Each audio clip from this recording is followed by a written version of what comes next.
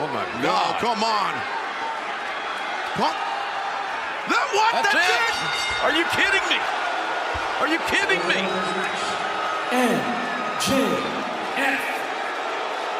MJF It cannot end that way. No, there's no.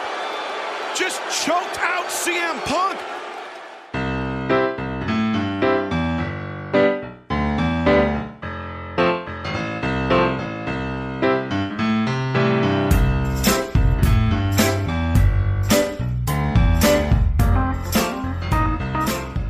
You're listening to Talk AEW, the official wrestling podcast of GoombaStomp.com and TiltMagazine.net.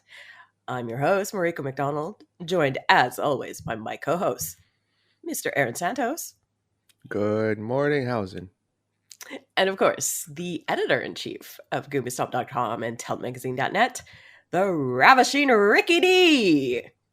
Good morning, good afternoon, good evening. What's up, Mariko? What's up, Aaron? What's up, Danhausen? What's up, Sammy? What's up, Darby Allin? What's up, Cody Rhodes? And fuck you, Brandi Rhodes.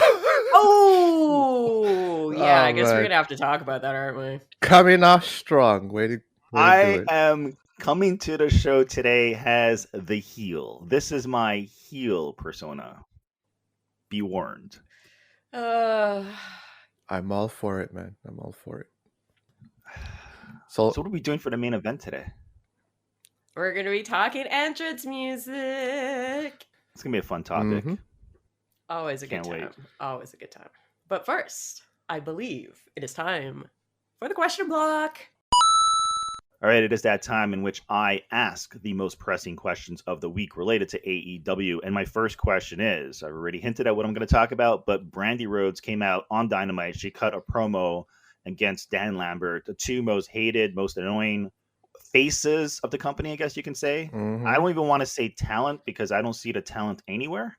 Am I the only one? I know this is Ricky Heel here today. Like, I really want to be Ricky Heel because I want to address some, like, quote unquote problems in the company. But am I the only one that thinks that this is just, like, not good television? No, No. it was like all over the place. No, this man, was a and- goddamn car crash, and no Yeah. one is saying differently. Mhm. Like, it was like, okay, so the only thing I could try to, like, tell myself to wrap my brain around what happened is that the idea seems to be that two negatives could somehow create a positive, but that didn't happen. Nope.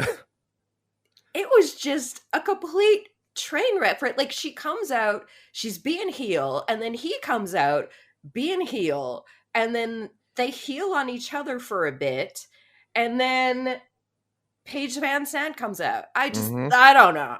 Like, yeah. the only good thing was that Paige Van Sant showed up, but, like, we already have way too much Dan Lambert. Mhm. Like, pick one thing for him to do.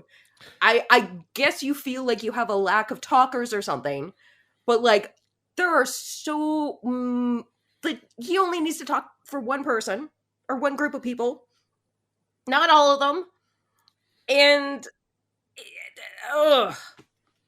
Yeah, I think Mariko nailed like all our sentiments. It's just like that Lambert.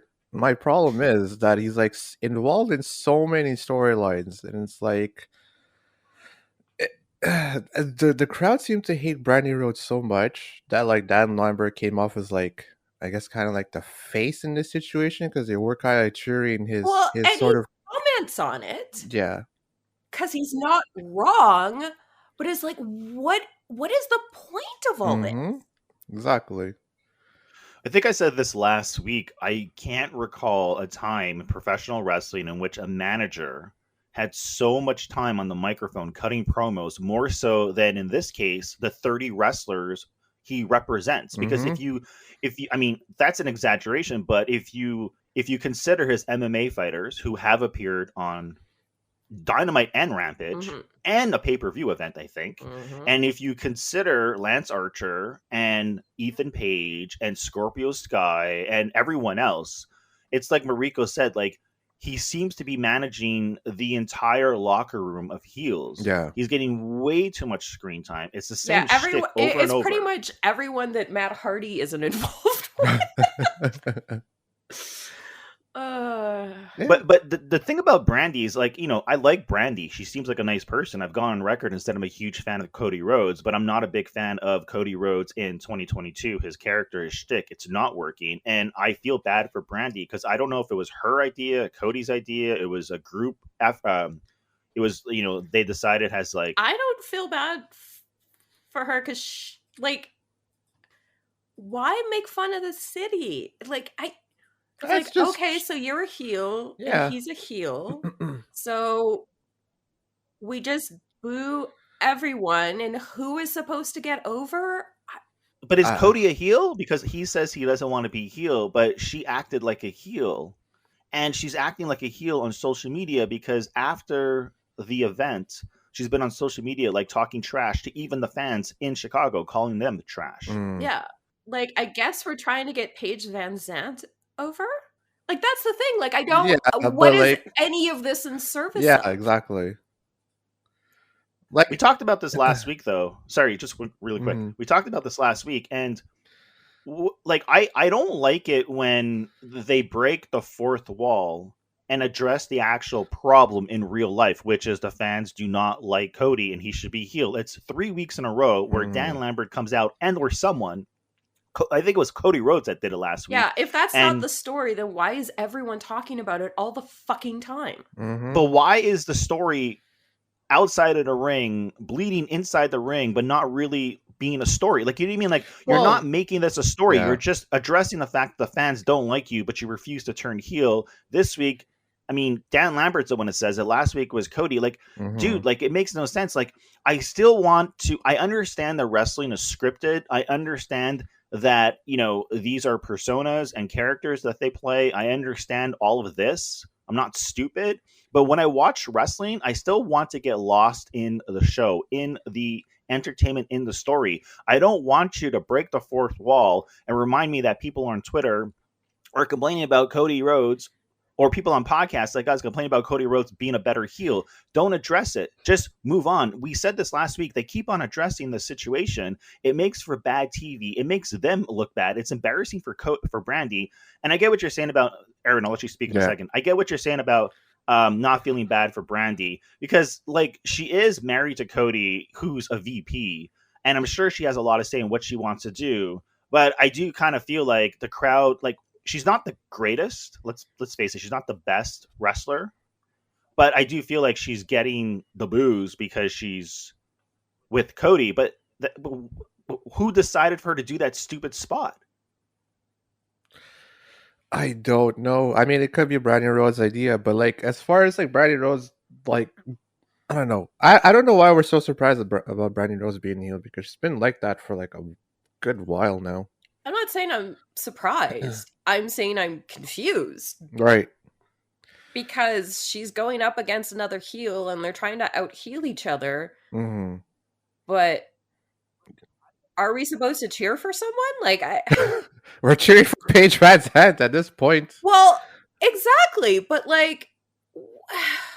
But exactly right. Like Paige Van Zandt was a heel because during that feud with Inner Circle, right? Yeah. I like how my question turned into like a 10-minute talk spot, but this is great. But listen, I already said that I think Ethan Page is great, but I don't think he's great with Dan Lambert, and especially with Scorpio Sky. I just don't think Ethan Page needs Dan Lambert anyway. No, he doesn't. He's great on the microphone. He's a great wrestler. He's had one great match so far with Darby Allin. The casket match. That's it. He needs to do more. I want to see him and Ricky Starks tear it up. Right? Oh, yeah. Yeah. Like, right now, he's living in the shadow of Dan Lambert, which is a shame. Like, I don't have an issue with Dan Lambert. He's really good on the microphone. Let's admit it. He's very good on the microphone. Yeah, he's very good on the microphone. It's the fact that the way they're using him and the way it's so repetitive and it's just not consistent. Well, and it's not clear where it's going. Exactly, it's everywhere. I know. I mean, like that's the thing. Like, I'm at the point with Dan Lambert. Every time he just walks out, like I'm zoning out. Like, I don't even like attempt to try and listen to what he has to say anymore because I just see him walk out. I'm like, okay, this is gonna be like 10-15 minutes of like BS promo. It's the exact same rant over and over. And over. Also, kind of pour salt in the wound or just like magnify that fact, we had that same episode, Bryan Danielson cutting a better version of his promo. Mhm. Yeah. The thing about Dan Lambert, it's like Aaron says, he says the same thing over and over each week. So it's not advancing a storyline. It's just a stalemate. It's like, let me come out and remind everyone whatever. Like, and the crazy thing is, this comes a week after Cody Rhodes has the incredible ladder match with Sammy. Yeah. Like, there's so much you could have done with Cody. And I know this is not Cody Rhodes in a ring, but it's his wife. It's Brandi Rhodes. And she's addressing Cody. And so it's like, it doesn't make sense. It's like, if Ethan Page and or Scorpio Sky wants a match with Cody, why is Brandi in the ring cutting a promo with them and not Cody? Yeah, that was all very confused. Like, there's just too many things that we're trying to tie together that actually don't seem to go together. It's all just gotten too sprawling and too confusing. Yeah. I don't know exactly what happened with Big Swole. Like, she has gone on record and she was in an interview and she did express her frustration with the company. But when I look at someone like Big Swole and then I look at someone like Brandi Rhodes, like, the reason why Brandi is getting screen time and not someone like Big Swole is because she is married to Cody Rhodes. And that is why people reject her, because she's not as good as someone like Big Swole or name anyone on the roster. Like, she's like the worst in the women's division. Like, Abaddon is better. Abaddon should get more screen time. True. Like, no joke. Well, Like, she just has more experience. I mean, to be fair, like, Brandi was not a young person when she started taking wrestling very seriously. And, you know, that will limit how far you can go to a certain degree. She also has like 4 different jobs just within the company. That's also gonna, you know, limit how much time you have for training and everything. Like, I like Brandi. She seems like a nice person. She seems like she does not deserve all the hate that she gets. But I also don't understand why she's so committed to branding herself as a wrestler. Yeah. When I feel like she would be so much more successful tackling the other 4 jobs that she has. She would be great on commentary, doing interviews. I don't know. I mean, I think the thing is that when we think of Brandi's biggest highlight in AEW, it's when she came out and she cut the promo when Jade first showed up. Yeah. And that was incredible. And I mean, it was amazing because Jade was like a train wreck and it was funny as hell. And then she comes out and she saves the segment. Yeah.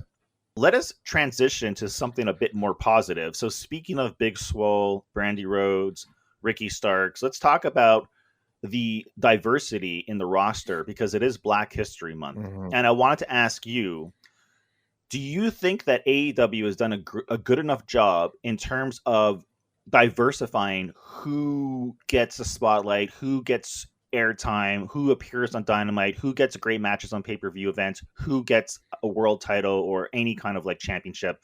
What do you think of AEW's efforts so far in not making it just like white wrestlers winning all the time?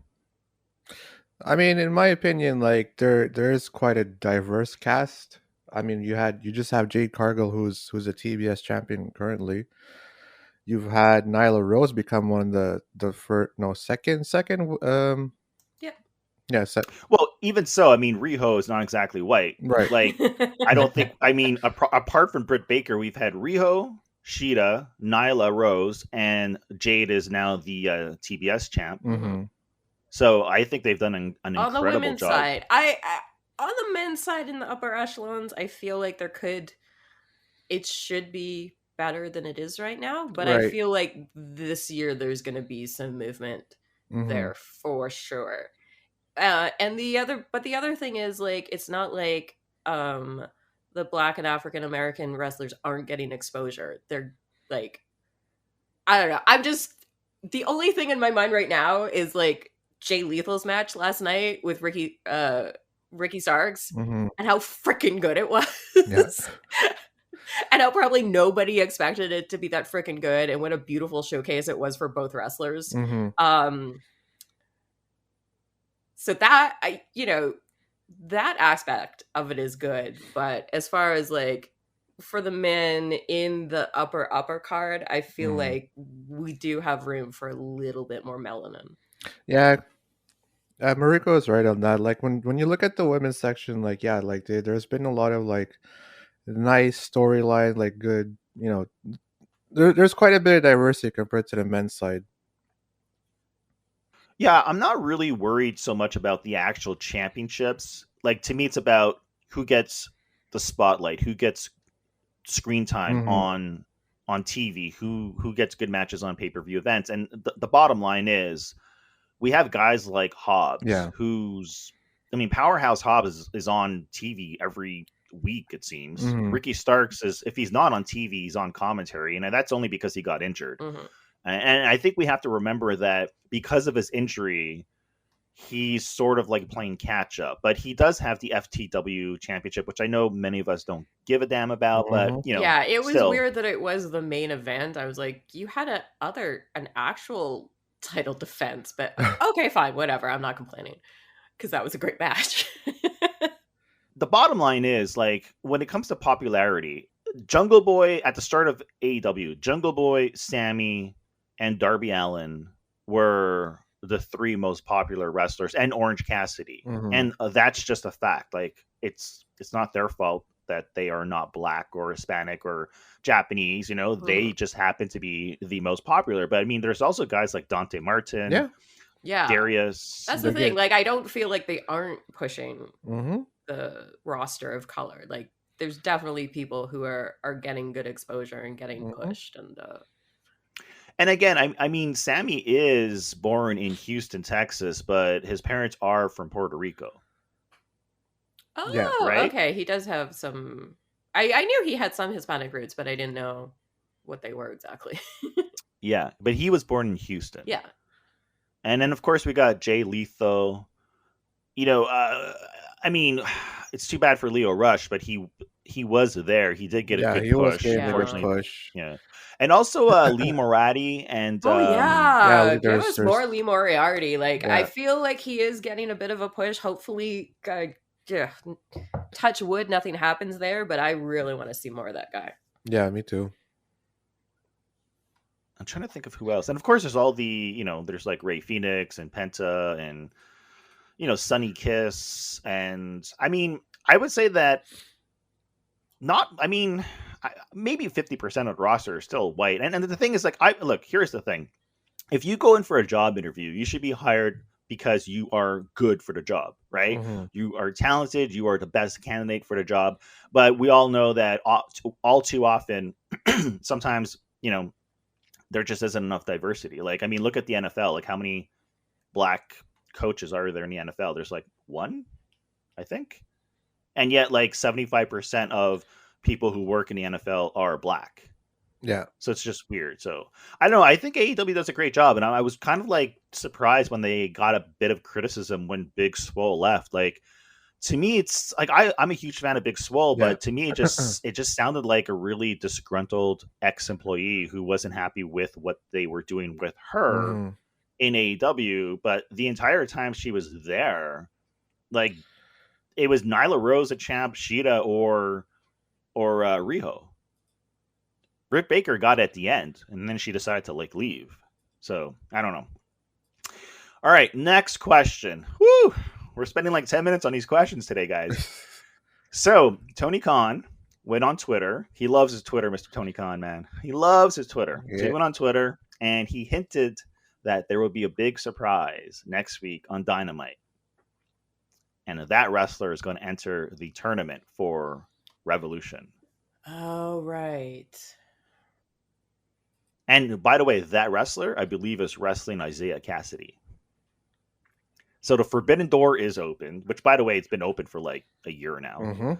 It's not going to close at this point in time. There's no point in calling. We need to rebrand it, rename it. It's no longer Forbidden Door. It is now the door. The door.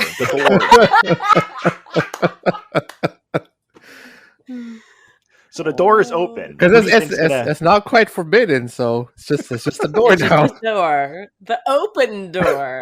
The revolving door? No, that sounds bad. Yeah. Has a different So- connotation to it. Who do you think's going to show up? I think it's going to be Keith Lee finally. You think? You know what? If they could get Keith Lee and Mia Yim, like Look, Tony Khan specifically used the word big, right? And I don't Mhm. I don't think he would use the word big in the sense that where it's to describe someone who's really popular and has a big fan base. I think it means physical, because for Tony Khan, anyone he brings into the company is big. Well, there is. well, yeah, but I mean, what did he call Christian? Like, I don't trust Tony Khan's words. Well, yeah. He said Christian was one of his favorite wrestlers, which is Oh, true. I yeah, mean, they he call- grew up watching him and Edge in those great TLC Yeah. matches. Well, he was in the top 3, or it was in Tony Khan's Mount Rushmore of wrestlers. That was pretty high praise, though. But I don't want to take anything away from Christian. Who I think it would be? I think Killer Cross might be. There's been Really?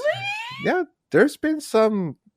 Well, there's been I an know article. They talked, but I didn't. Yeah. From the recent interviews I've seen, I didn't get the impression. But I mean, who Mhm. knows? Like he's. It's not like he's gonna tell Chris Van Vliet. Like, I mean, like, he's training hard. I mean, that dude looks way better than he did in WWE. So, like, I'd love to see Killer Cross in AEW, because, like, there's been some articles popping up in the internet recently about, like, what he would bring to AEW, and he seems intent.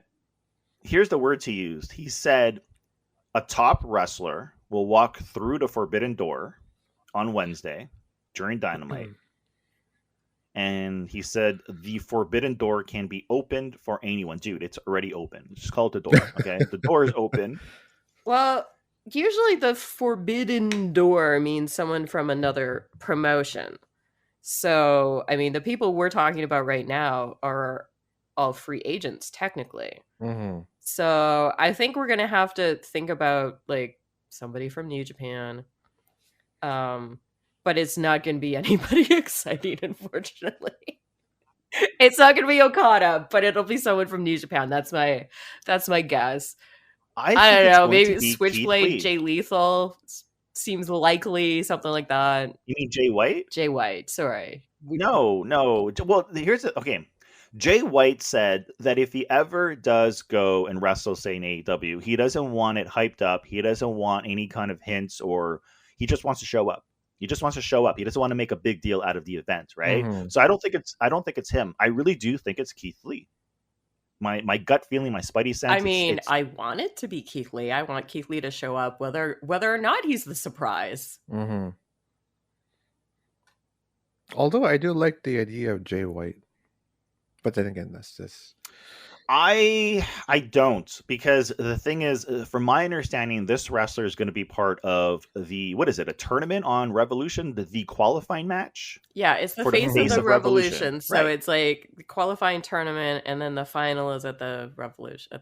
Exactly. So you got to have someone that's going to stick around, Right. and that can be the face of the company in some regards. Like, so I don't want someone just to come in, wrestle one match, and he's gone. Mhm. Like, I mean, in terms of like Jay White, because Jay White's huge. Yeah, right? but If I mean, it's he like, could come in and do like a storyline for a little bit. I mean, how long were the freaking Good Brothers around? right, Oh, but God. Mariko, he would have to lose the match against Isaiah Cassidy. Like, there's no Yeah, way. there's It's gonna be- no way. There's no It's going to way. be someone like Keith Lee. He's going to come in. He's going to sign with AEW. He's going to like destroy Isaiah, and he's going to like make his way to Revolution, and the internet's going to explode. And I WWE. hope that you're right.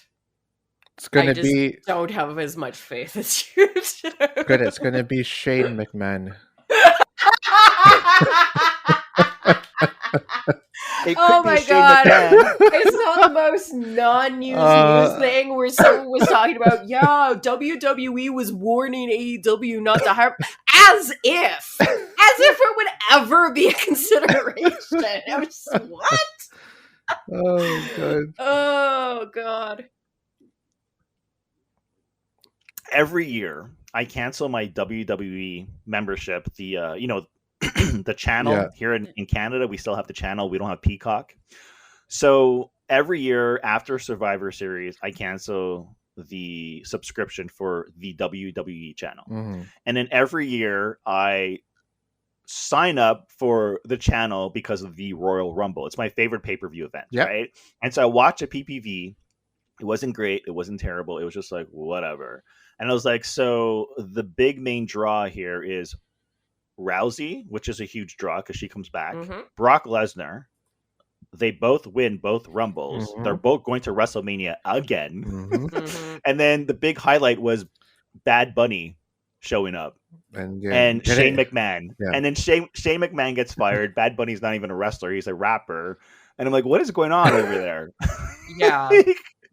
Oh yeah. No, the whole story is crazy. If you look more into it, it's a very juicy, gossipy story. I love it.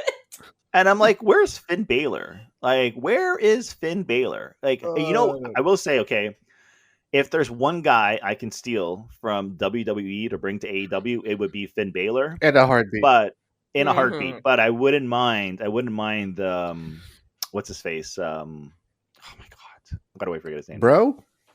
No, I mean Matt Riddle. I don't know why people don't like Matt Riddle. I think love Matt Riddle's Riddle. I love great. Matt I Riddle. love Matt Riddle. Love this guy. Yeah. And he's great for marketing and merch, and the kids love him. You want to get a younger audience watching AEW, get Matt Riddle. No, but Austin Theory. Mm. Oh yeah. The dude is flawless. Like I Yeah. can't find the flaw He in this was guy. Like truly the only possible highlight of that terrible Rumble. The men's Rumble was such a Mariko, shit I show. have been watching his matches, and he is incredible. Like he knows how to work. He Mhm. knows how to sell his character.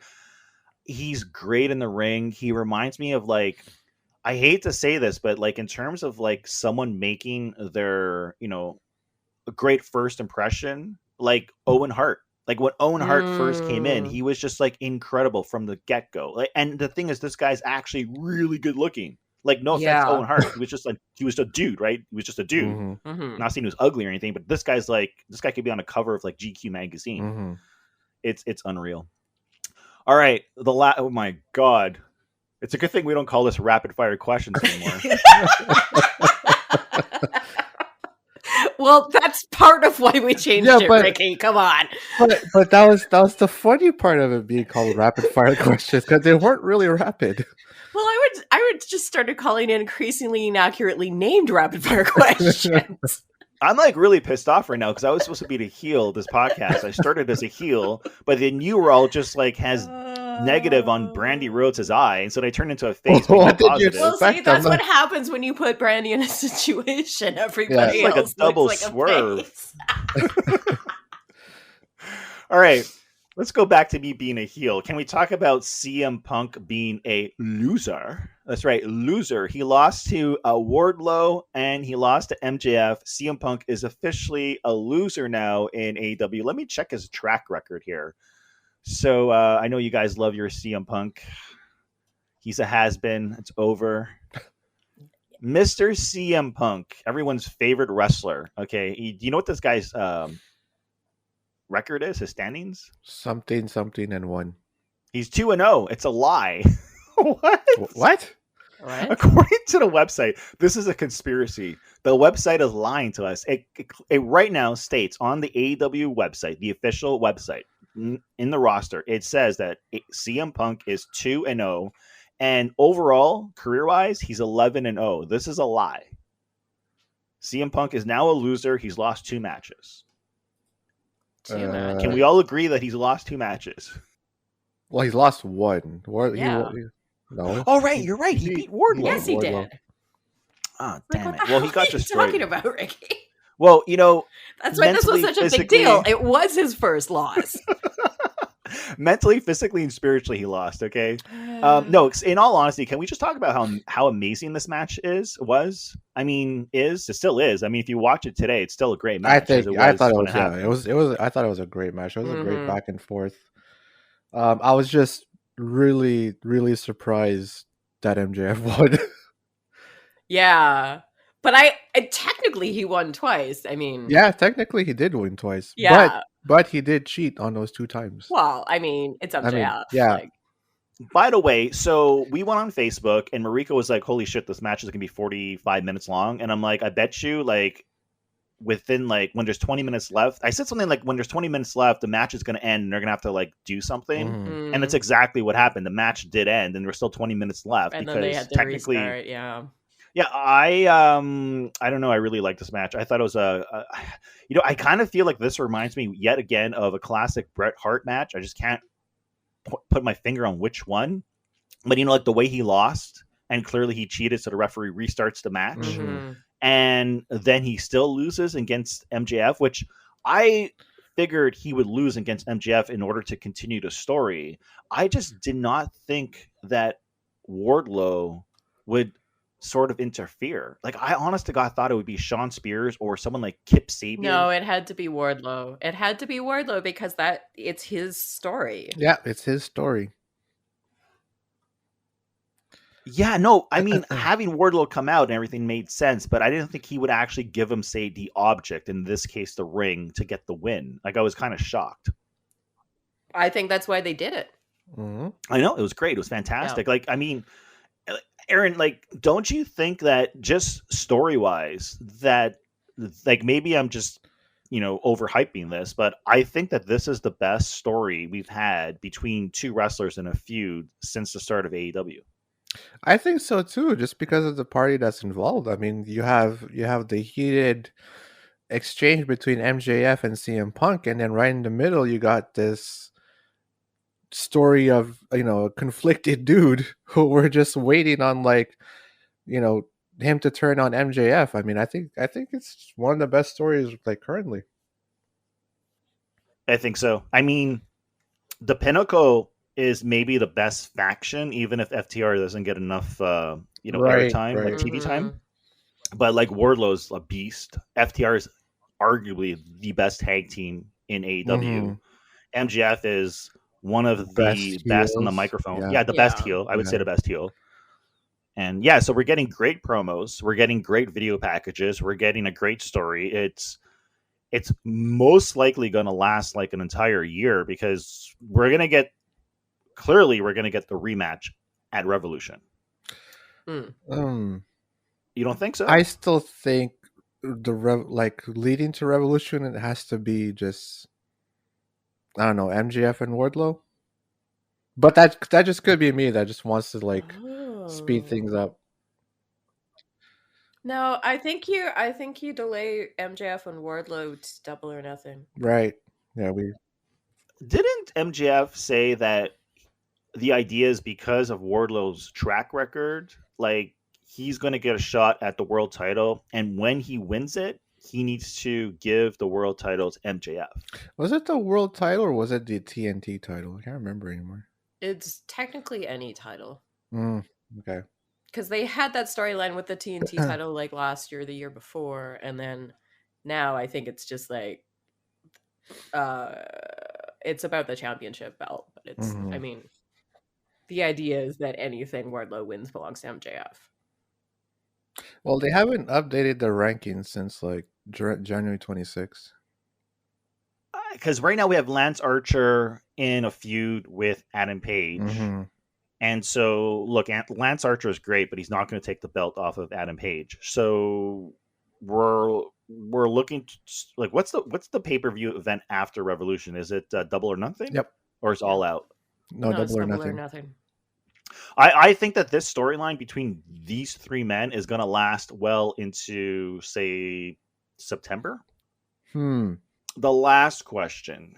What did you think of the first disqualification in AEW this week on Rampage when, what's her name, Mercedes? Yeah, Mercedes Martinez. She knocked Thunder Rosa out with a lead pipe. First time I've seen a disqualification. Do we want to see more? I don't want it. I don't want it to be used as a crutch. I'm okay with it being the first disqualification, just because it felt bad. Really? I didn't like it. Because like, I don't know, like, for me, like, it's just so blatant in like WWE, and I know like Tony Khan has already stated that he doesn't like disqualification finishes. That's why I'm a little surprised that happened. Yeah. But Well, I think he doesn't like it when you do it every week. And I right, think the thing about DQs, it's lazy writing, it's lazy storytelling, it's a yeah, lazy way to make someone lose a match or win a yeah, match. it's a crutch. It's what I could call it. But I'm okay.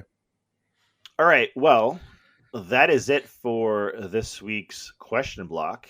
And it's time for a quick break, but first a quick message from our sponsor, Grey Cat Apothecary. That's Grey with an E, greycatapothecary.com for all of your natural soap and skincare needs. That's greycatapothecary.com.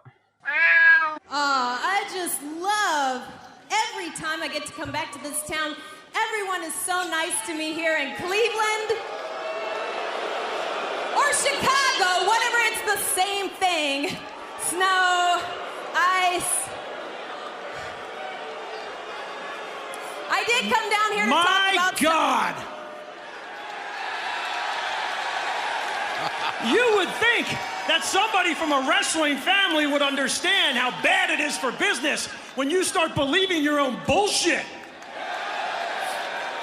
They may have given you a reality show, but what you need, honey, is a reality check. Dan Lambert. So I'm going to give it a shot here.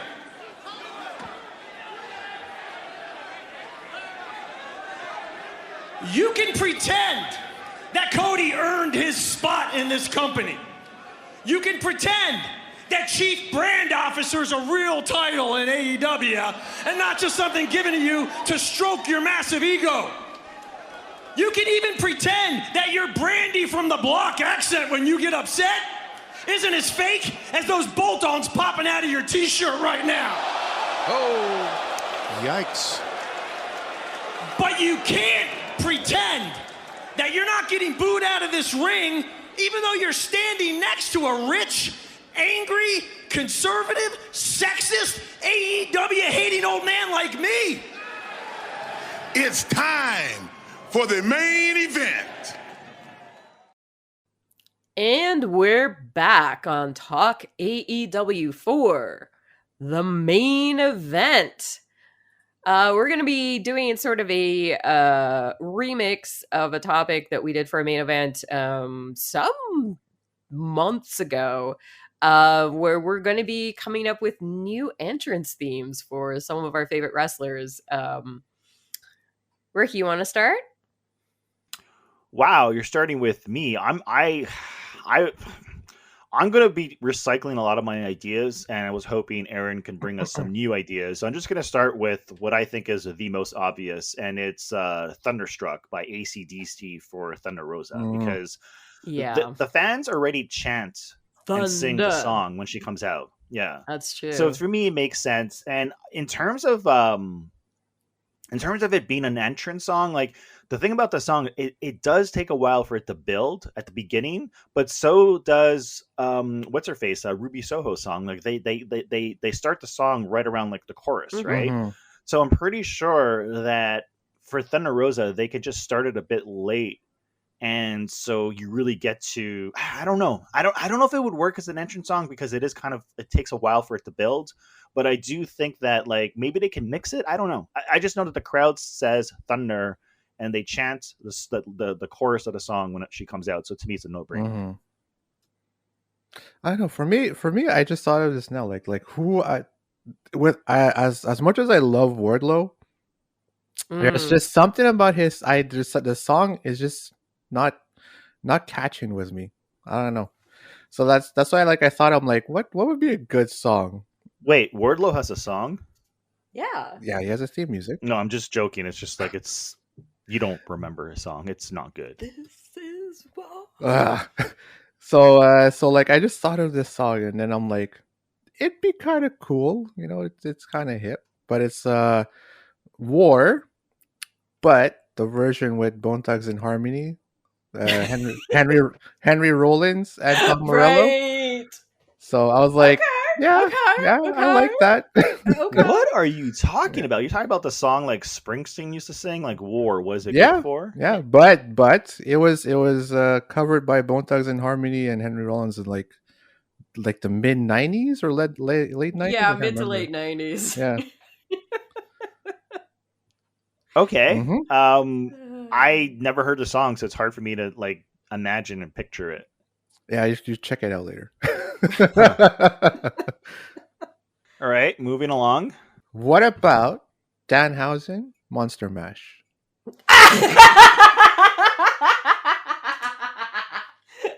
Or tequila. Well, the thing is, like, tequila is his jam, Yeah. and Yeah. I like tequila, and I'm not entirely sure if they would have the rights to play the song. I mean, Dude, who owns the song? Is it the movie studio? Is it Pee Wee Herman? What's his name? Rick Rubens? Like, who owns the rights to that version of the song? I have no idea. At this point, I have no idea. I But thought to- it was just like the original version. Like you could just use the original version.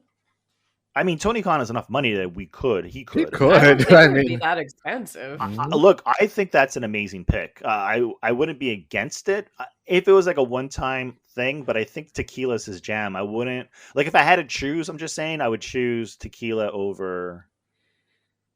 Monster Mash. Yeah.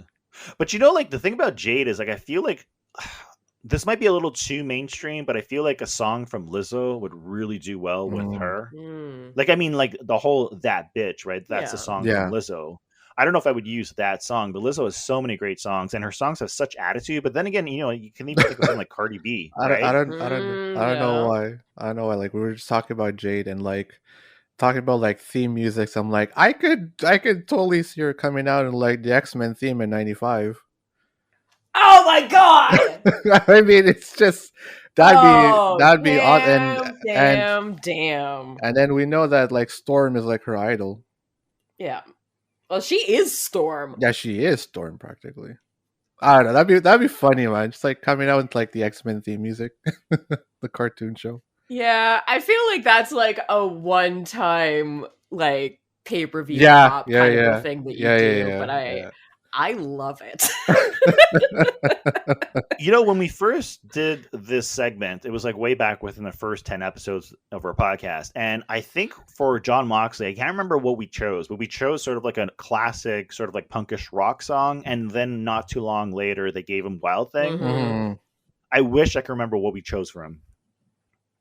Because like I feel like it's weird because a lot of people like the song, but they still do not think it suits him. I think it does, just because of the way he walks through the crowd to the ring. Mhm.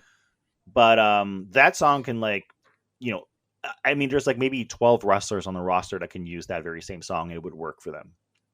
I'm thinking about like Darby Allin. No, Darby Allin's song is just No, so Darby good. Allin is just so like it just fits him so well. Yeah. Can't. And now with this little cartoon intro, it's even Yeah. better. Mm-hmm. You could take any punk song and put it to him and it'll work, but his song is just so iconic at this point in time. I still think, and I think this is why, Aaron, you proposed that we do this segment this week, because last week I was once again complaining about Sammy's theme song. I still think it doesn't work. I think he needs a new theme song. It doesn't pop. I don't know. It's just, Yeah, it worked. It- He needs a new song, and I don't know what to do for him. I know. Like I just thought of it too, like with that discussion I had with Sammy Guevara, because it's like it seems so generic compared to the character he is. Because sometimes, like when it comes to like entrance music, you want that energy of the entrance music to match the wrestler, and it just like doesn't seem to meld. I mean, like in my opinion, like it doesn't seem to meld well with Sammy Guevara, because he's just so high flying, very like I don't know about fast, but like it's, high flying, very like eccentric personality, like just doesn't match with the music. He's energetic, he's Yeah. bright, he's also a face now. Yeah, No, I agree. I do think it needs to be more energetic, more fast paced. So when he gets to the ring, like not like the Ultimate Warrior, no, which no, is no, like, no. I mean, you get, like, you talk about adrenaline when you can like do workouts to that song and be so pumped, but like that's a little too extreme. But like Shawn Michaels, his theme song was kind of like it fit his personality so good, where it addressed his sex appeal, Mhm. but yet it worked for him as a face and as a heel. Plus Like Sammy, plus the way yeah, it starts, like when you hear like Shawn Michaels at the with first, the drums. yeah, exactly, the drums, and yeah, like it just got the crowd going right away. And Yeah, I feel like Sammy's music, I mean, like, yeah, I mean, it's it's got a cool opening, but it's except for a dude that just says Sammy Guevara, but that's about it. And I do think that when we started the segment, they had just given Orange Cassidy the song "Where Is My Mind" from the Pixies. I could be wrong, but I think we did our segment before that. And I think that's what inspired us to do the segment, because Jungle Boy already had. No. It was those two things happened within like a week of each other. Yeah. So it was both those things happening. But you know, like, I kind of feel like, I don't know if this would work for Sammy, and I do believe I mentioned this band the last time we did the segment. I feel like a song from Motley Crue, like "Kickstart My Heart," or one of those songs would work for someone like Kip Sabian and maybe Sammy. Like, I don't know. Like, I mean, that song, talk about adrenaline. That song, when it hits, like, I mean, when the chorus hits, like, damn, you just want to be driving down the street like 200 miles per hour. Like, that song is just freaking amazing. Yeah. And I feel like I've been watching a lot of Peacemaker, which, of course, stars John Cena, and who it's used just to be a wrestler. Full of hair metal. The soundtrack is nothing but hair metal, and it freaking rocks. Yeah, and I feel like a lot of these bands from like the 80s, like these metal bands. And like when I say metal, I'm not talking about like black metal. I'm talking about guys like Poison, Motley Crue, hair metal, glam, rock, whatever you want to call it. Like T-Rex. T-Rex would be great. Any song from T-Rex would be. I mean, you know what? T-Rex would be great for Sammy or Kip Sabian. I'm trying to think of what a contemporary. I mean, we're old, so I'm not up on what. I don't know. I'm not super in touch with like the realm of like hip hop. I mentioned Management, but I was like, I don't know, because like a song like Kids wouldn't really work because of thematically what it's about. But a song like Electric, what is it? Electric Slide? Electric Feel. Electric Feel, that would work, but I feel like it's a little too. Electric Feel has to be funny. Like, it needs to be energetic but ass kicking. Yeah, and I feel like Electric Feel is just too trippy. I mean, that would totally fit Matt Seidel. I feel. Yes. Oh my God, him and his brother, perfect. I still think T-Rex would be great for Kip Sabian or Sammy. If you do not know who T-Rex is, go to YouTube, listen to his music. It's incredible. Yeah, Mark Bolan's the bomb. And I mean, okay, so I will say this. Clearly, obviously, we're not going to touch CM Punk. We're not going to touch Ruby Soho. And I do think Ricky Starks has an incredible theme song. So those three wrestlers I would not touch. Of course, Orange Cassidy and Jungle Boy, you don't touch them. They already have their song, and that also includes and Hook too. Hook too. I find his entrance is so perfect. Like Action Bronson. I'm like, dude. Yeah. Yeah, and of course John Moxley. So those guys you don't touch. And Adam Cole. How could we forget? Oh my God. Adam Cole. Well, let's also not forget Malachi Black, and also now Kings of the Dark Throne, because both those songs are fucking burn. Yeah. Yes, and I guess you don't touch Jericho. No, you can't. No. It would still be nice to have the Y2J song, but it's in his past.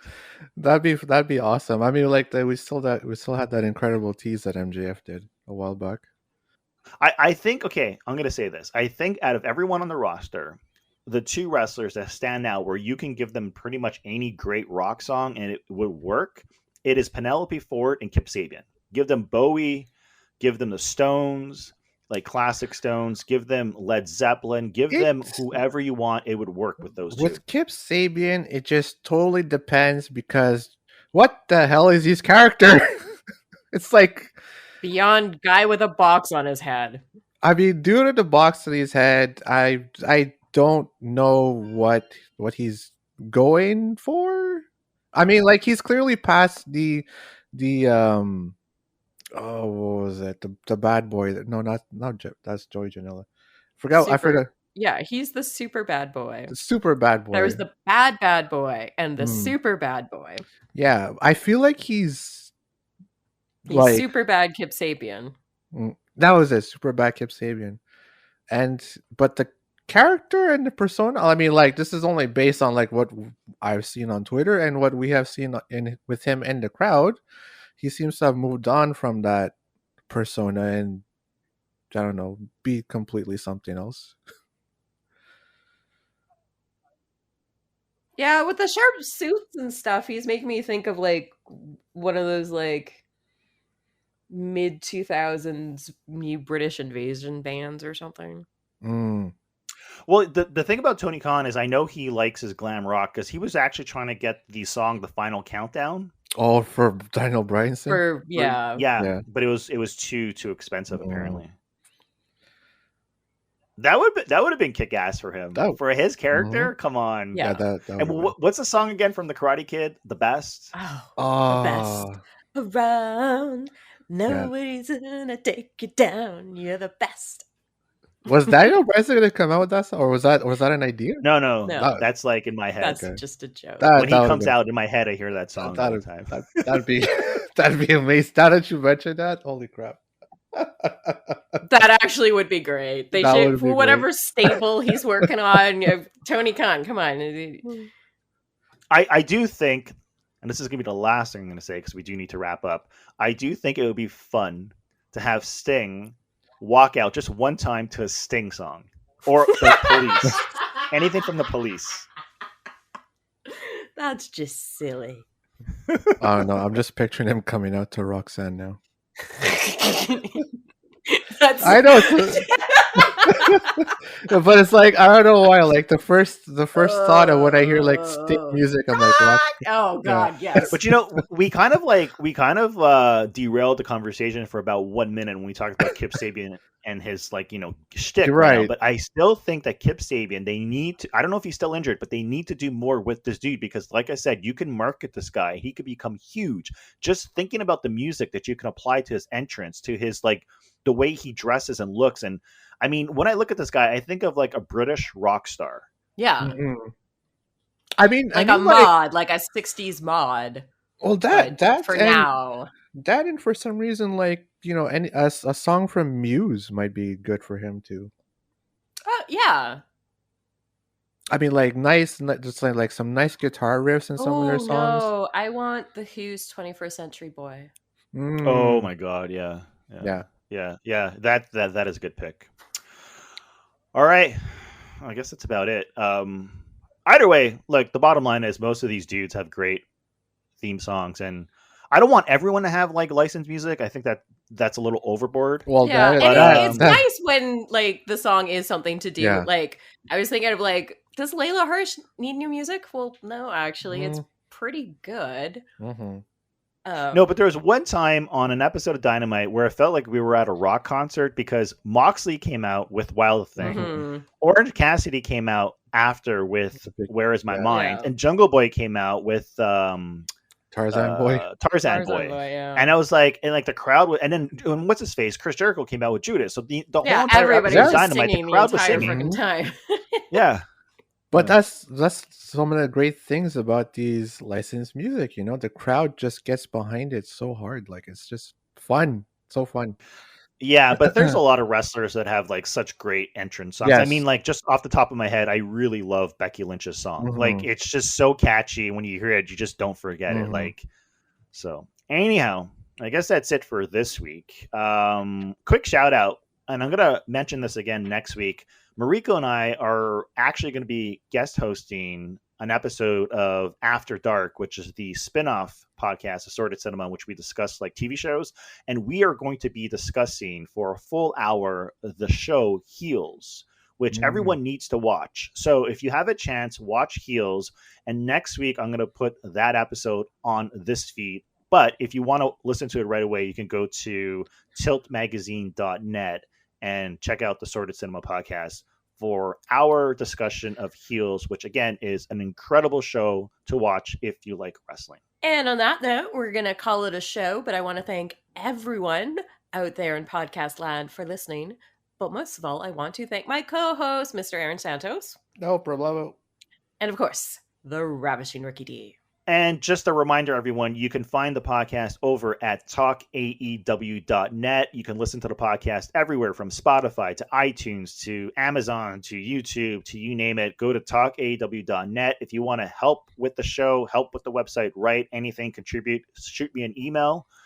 You can find the contact information over at the website. And follow us on Twitter. That is the place to follow us. It is Talk AEW Podcast. Goodbye.